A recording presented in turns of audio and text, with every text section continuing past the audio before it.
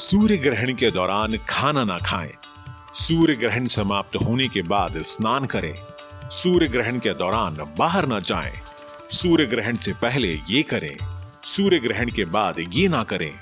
ऐसी चेतावनी अक्सर सूर्य ग्रहण के दौरान आपने सुनी होगी।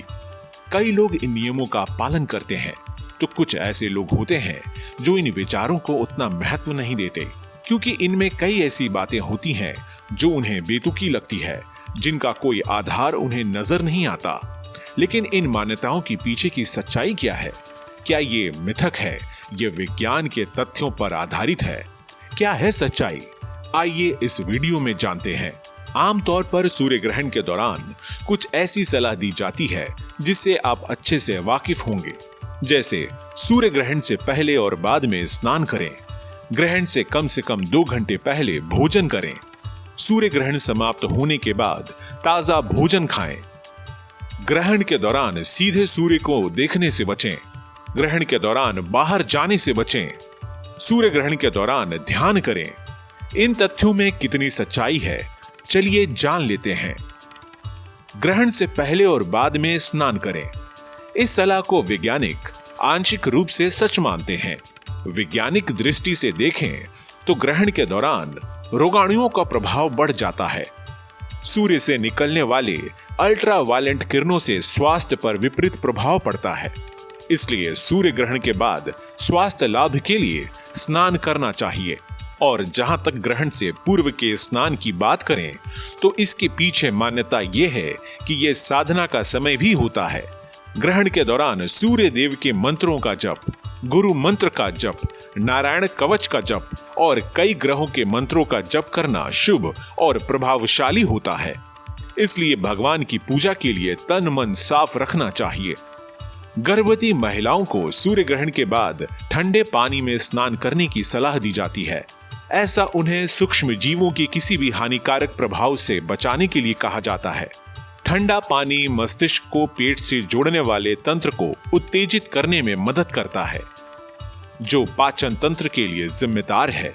इस तरह ये पाचन में मदद करता है। ये मन और शरीर दोनों को आराम देने में मदद करता है। इसके अलावा कहते हैं ग्रहण से कम 2 घंटे पहले भोजन करें। इसके पीछे कुछ वैज्ञानिक कारण है। सूर्य की नीली और पराबैंगनी किरणें प्राकृतिक कीटाणुनाशक के रूप में काम करती है। ऐसा इसलिए होता है कि सूर्य ग्रहण के दौरान उनकी तीव्रता और तरंगें बाकी दिनों की तरह नहीं होती। ग्रहण के दौरान ये किरणें हमारे भोजन को साफ करने की अपनी सामान्य भूमिका नहीं निभाती और खाने की चीजों में छोटे छोटे जीवों की भयानक बढ़ोतरी हो जाती है।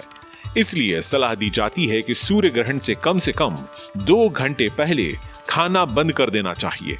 ये भोजन सूर्य ग्रहण से पहले खाए जा सकते हैं। बेहतर होता है कि खाना हल्का और सुपाच्य शाकाहारी ही खाएं। खाने में हल्दी का उपयोग करें, क्योंकि इसमें जीवाणु रोधी गुण होते हैं। इसी तरह आपको सूक्ष्म जीवों के अनियंत्रित विकास के कारण ग्रहण के दौरान पानी पीने से भी बचना चाहिए। सूर्य के प्रकाश की गैर मौजूदगी में पृथ्वी और यहाँ मौजूद जीवों की एनर्जी कम हो जाती है। ये पाचन प्रक्रिया को भी धीमी कर देता है। ये भी एक वजह है जिसके चलते आपको इस समय खाने से बचना चाहिए।